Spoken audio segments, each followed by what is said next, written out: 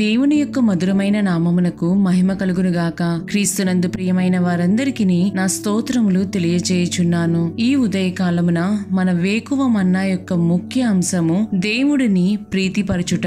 దీని ధ్యానార్థమై మనము అపోస్తలుడైన పౌలు దెస్సలోనియులకు రాసిన మొదటి పత్రిక 2వ అధ్యాయము 4వ వచనము వైపు మన పరిశుద్ధ గ్రంథమును త్రిప్పెదముగాక. సువార్తను మాకు అప్పగించుటకు యోగ్యులమని దేవుని వలన ఎంచబడిన వారమై మనుష్యులను సంతోషపెట్టు వారము కాక మన హృదయములను పరీక్షించు దేవునినే సంతోషపెట్టు వారమై బోధించుచున్నాము అని చదువుచున్నాము. ఈ వాక్యమును వినిచుండిన ప్రియమైన వారులారా, మన మూల వాక్యములో చెప్పబడిన రీతిగా అపోస్తలుడైన పౌలు ఇక్కడ చాలా జాగ్రత్తగా చెప్పుచున్నాడు. మనుష్యులను సంతోషపెట్టు వారము కాక దేవునినే సంతోషపెట్టు వారమై అని రాయిచున్నాడు. ఈ లోకములో చాలా మంది మనుష్యులను ప్రీతిపరచవలనని కోరుకొనెదరు. కేవలము ఇతరుల దృష్టిలో మంచివారిగా కనబడుట కొరకై మాత్రమే కష్టముగా లేదా సంఘము దృష్టిలో దేవుని ప్రీతిపరచు వారుగా కనిపించుదురు. ఎందుకు ఆ విధముగా చేయుదురు? ఎందుకు ఇతరుల దృష్టిలో తాము చేయు కార్యములెల్లను మంచిగా కనపడవలననియు పైకి మాత్రమే దేవుని యందు భయభక్తులు కనపరచుదురు? మనము దేవుని యందు గల ప్రాముఖ్యతలను ఆ విధముగా లోకము కోసము నటించి ఇతరులను మెప్పించి కుటిలమైన స్వభావము గలవారిగా చివరకు కొందరు మారిపోవుదురు. ప్రియమైన దేవుని జనమా, మనము ఒకవేళ లోకమును మెప్పించవలెనని ఆశించినను దేవుని దృష్టిలో అది సమంజసమైనదిగా కనిపించదు. మనుషుల యొక్క అభిప్రాయములు లెక్కలోనికి రావు. అపోస్తలుడైన పేతురు తన మొదటి పత్రికలో సర్వశరీరులు గడ్డిని పోలిన వారు అన్న రీతిగా ఆవిరిగా ఎండిపోవునదిగా నిత్యములో అక్కరకు రాని ఆడంబరమైన జీవితములను చేసే మనుషులకు ప్రాముఖ్యతను దేవుని బిడ్డలుగా ఉన్న మనము ఇవ్వకూడదు. దేవుని యొక్క ఉద్దేశ్యము మాత్రమే మనము మన జీవితములలో పరిగణించవలెను. అదే ముఖ్యమైన గురిగా మన జీవితములకు ఉండవలెను. దేవునితో సరైన సంబంధం కలిగి ఉన్నామా, ఆయనను ప్రీతిపరిచే జీవితమును చేయుచున్నామా అనునదియే మనలను నిత్యములోనికి నడిపించును. రెండవదిగా, ఇంకొంతమంది సంఘములో గట్టిగా ఖండించవలసి వచ్చినప్పుడు ఆ విధముగా చేసినచో సంఘమునకు జనులు రారేమో అనియు గొప్పవారు నొచ్చుకొని వెళ్లిపోవుదురేమో అనియు లేదా వారి నుంచి రావలసిన కానుకలు దశమ భాగములు ఆగిపోవునేమో అనియు ఆలోచించుదురు. ఈ విధముగా చేయటం వలన సంఘములోనికి వచ్చేవారిని మెప్పించవచ్చునేమో కాని దేవుడిని కాదు. ప్రియులారా, మనం ఇర్మియా గ్రంథము 23వ అధ్యాయము 1వ వచనమును గమనించినట్లయితే, యెహోవా వాక్కు ఇదే, నా మందలో చేరిన గొర్రెలను నశింపజేయుచు చెదరగొట్టు కాపరులకు శ్రమ అని చదువుచున్నాము. దేవుడు అప్పచెప్పిన ప్రతి గొర్రెకు తిరిగి లెక్క అప్పచెప్పబద్దులమై ఉన్నాము. కాబట్టి దేవుని ప్రీతిపరిచే పరిచర్యను మాత్రమే చేయవలెను, మనుషులకు దడిసి కాదు. మనం హెబ్రీయులకు రాసిన పత్రిక 12వ అధ్యాయము 7వ వచనమును గమనించినట్లయితే, శిక్షా ఫలము పొందుటకై మీరు సహించుచున్నారు, దేవుడు కుమారులుగా మిమ్మును చూచుచున్నాడు. తండ్రి శిక్షింపని కుమారుడెవడు? కుమారులైన వాళ్ళందరూ శిక్షలో పాలు పొందుచున్నారు. మీరు పొందని ఎడల దుర్బీజులే కాని కుమారులు కారు అని చదువుచున్నాము. సంఘము కాని సంఘములోని వారు కాని దారి తప్పుచున్నప్పుడు లేదా లోకములో పడిపోవచ్చున్నప్పుడు సంఘ కాపరిగా తండ్రి స్థానములో ఉన్నవారు గద్దించవలెను. ఆ విధముగా గద్దించక వారిని సమర్థించి చూచి చూడనట్లు వదిలివేయుచున్నామంటే ఆ ఆత్మలకు లెక్క అప్పచెప్పవలెనని జ్ఞాపకముంచుకొనుము. సంఘములోని జనులు నొచ్చుకొనెదరని వారిని తగిన రీతిగా నీవు బోధించినట్లయితే అది దుర్బోధయే కాని దేవుని వాక్య ఖడ్గముగా నీవు వాడబడలేదని దాని అర్థము. మనము కీర్తనల గ్రంథము 141వ అధ్యాయము 5వ వచనమును గమనించినట్లయితే, నీతిమంతులు నన్ను కొట్టుట నాకు ఉపకారము, వారు నన్ను గద్దించుట నాకు తైలాభిషేకము, నేను అట్టి అభిషేకమును త్రోసివేయకుందునుగాక అని చదువుచున్నాము. మనంతట మనము సరిచేయబడనప్పుడు, దేవుని ఉద్దేశ్యము మన మీద ఉన్నప్పుడు మనము ఇతరులచే హెచ్చరింపబడదము. అది నీకు మేలుకరమైన కార్యముగా తీసుకొనవలనే కాని ఆయన ఎవరు నాకు చెప్పడానికి సంఘములో అందరూ ఉండగా నేనే దొరికానా అని ఎదురు తిరిగే స్వభావము మనలో ఉండకూడదు. సంఘములో అందరూ ఉండెదరు కాని దేవుడు కొందరిని మాత్రమే ఎన్నుకొనిన విషయము మరువకము. వారు నరకమునకు పాత్రులు కాబట్టి దేవుడు తీర్పు దినమునకై వారిని వారు చేయు క్రియలను చూచి చూడనట్టు ఉండెదరు. అయితే దేవునిచే నిత్య రాజ్యమునకై ఏర్పరచబడిన నీవు నశించుట ఆయన చిత్తము కాదు. కాబట్టి ఆయన సరైన వ్యక్తుల చేత నిన్ను గద్దించెదరు. పాత నిబంధన కాలంలో మనము సంఖ్యాకాండము 22వ అధ్యాయమును గమనించినట్లయితే దేవుడు బిలామును సరిచేయుటకై గాడిదకు వాక్కు దయచేసి అక్కడ అతని కనులు తెరవబడినట్లు చేసెను. అదే విధముగా దారి తప్పిపోవచ్చున్న నిన్ను సరిచేయుటకు ఆయన ఎవరినైనా వాడుకొనును. దానికి లోబడుము. అటువంటి గద్దింపు నీ ఆత్మీయ ఆశీర్వాదమునకు కారణమవును. ప్రియమైన దేవుని జనమా, మనం అపోస్తులుడైన పౌలు కొలస్సీలకు రాసిన పత్రిక 1వ అధ్యాయము 28వ వచనమును గమనించినట్లయితే ప్రతి మనుష్యుని క్రీస్తునందు సంపూర్ణునిగా చేసి ఆయన ఎదుట నిలవబెట్టవలెనని సమస్త విధములైన జ్ఞానముతో మేము ప్రతి మనుష్యునికి బుద్ధి చెప్పుచు ప్రతి మనుష్యునికి బోధించుచు ఆయనను ప్రకటించుచున్నాము అని చదువుచున్నాము. మనము మనుష్యులను ప్రీతి పరచవలెనని వాంఛించినట్లయితే దేవుని ప్రీతిపరచలేమని జ్ఞాపకముంచుకొనవలెను.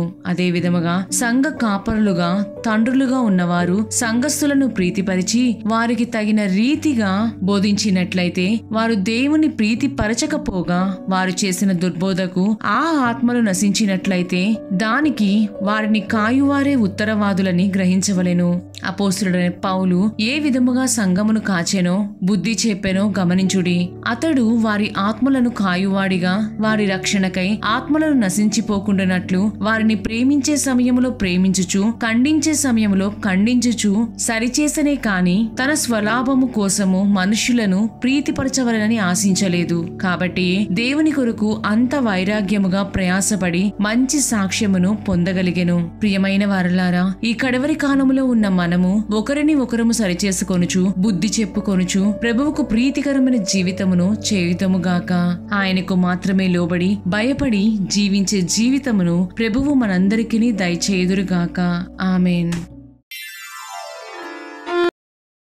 7వ పాట. ప్రభువా పంపుము ప్రార్థనాత్మను.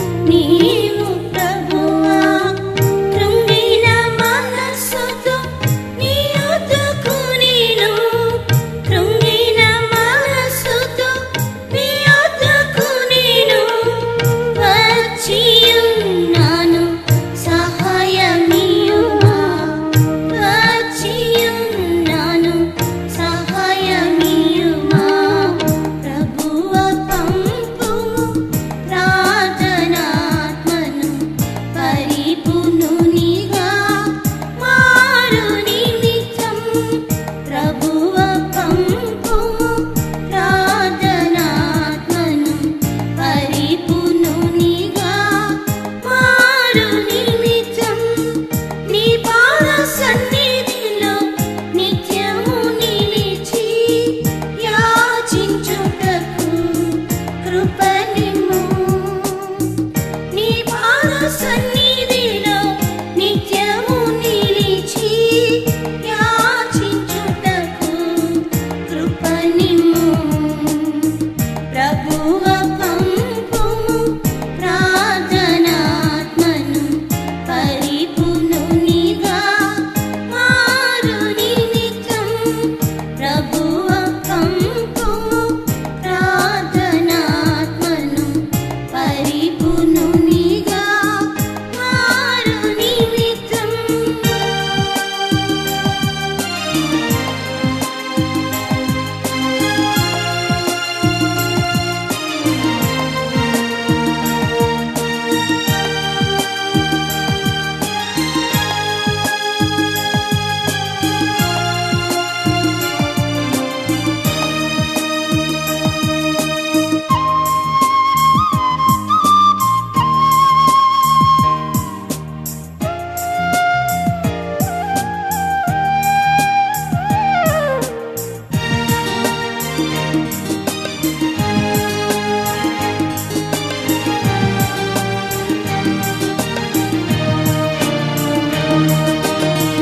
వేదనతో నీవు ప్రార్థించినప్పుడు రక్తబిందువులై మారెను చెమట.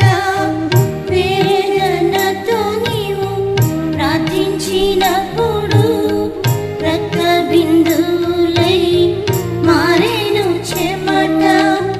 రక్తము చిందించి పోరాడ ప్రభువా, రక్తము చిందించి పోరాడ ప్రభువా.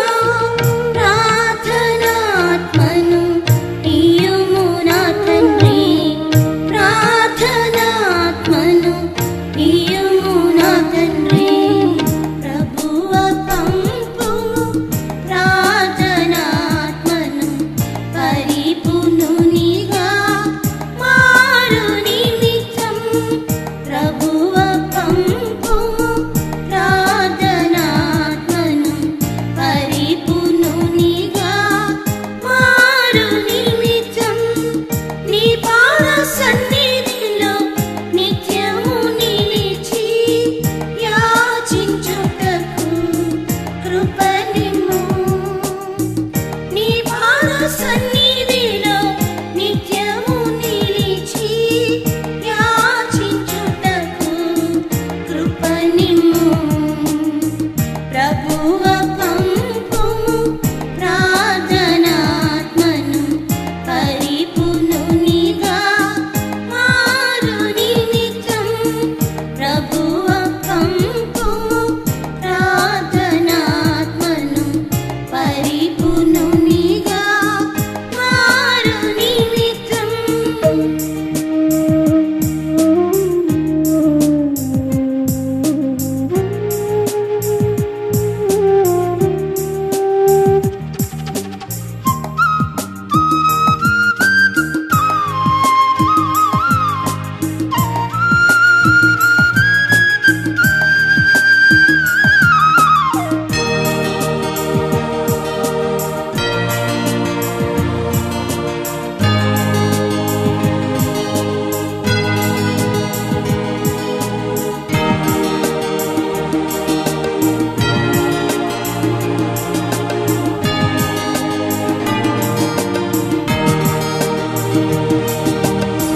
శత్రువులను నీవు క్షమించినట్లుగా నా విరోధులను క్షమించుటకు.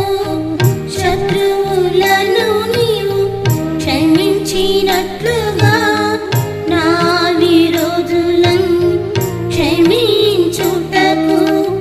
నీ ప్రేమయందు నేను పూర్ణమగుటకు. నీ ప్రేమయందు నేను పూర్ణమగుటకు. ప్రేమ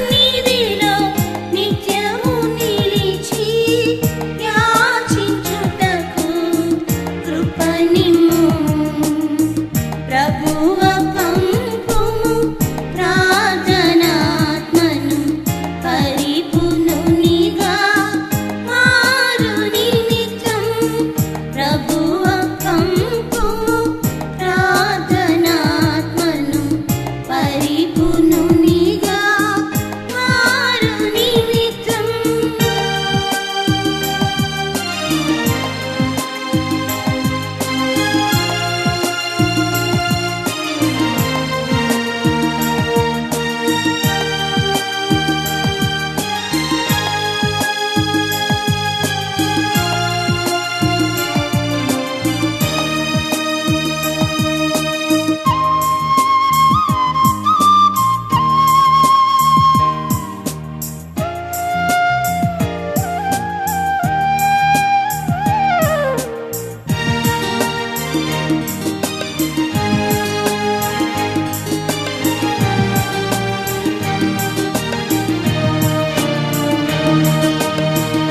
కుమారుడైన నీవు శ్రమల వలన నేర్చుకుంటివి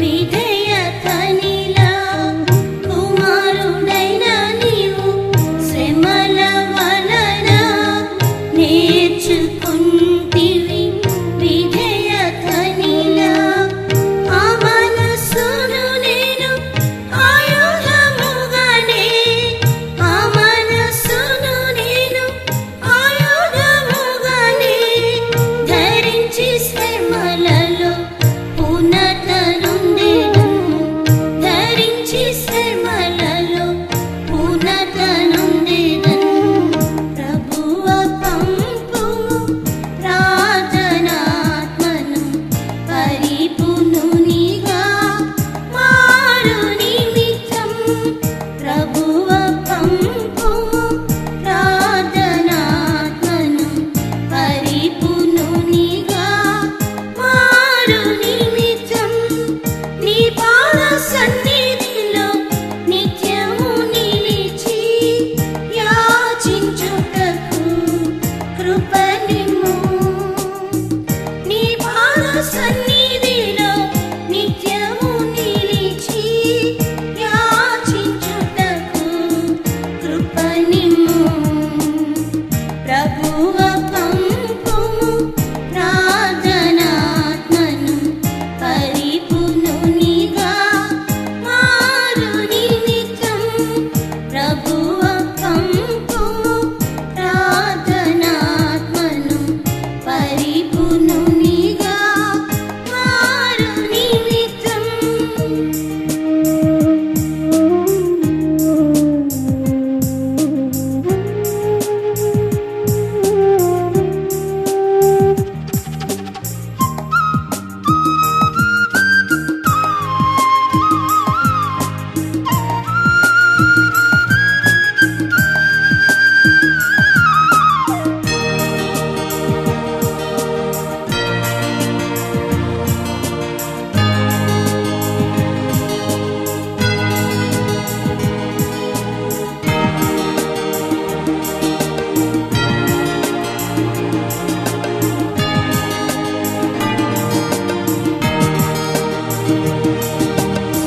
తండ్రి చిత్తమంతయు సంపూర్ణముగానే నెరవేర్చితివి ఈ ధరణియందు తండ్రి చిత్తమంతయు సంపూర్ణముగానే నెరవేర్చితివి ఈ ధరణియందు నా శరీరమునందు నీ చిత్తమంతయు నా శరీరమునందు నీ చిత్తమంతయు సంపూర్తిగా చేయ కృపను నాకిమ్ము సంపూర్తిగా చేయ కృపను నాకిమ్ము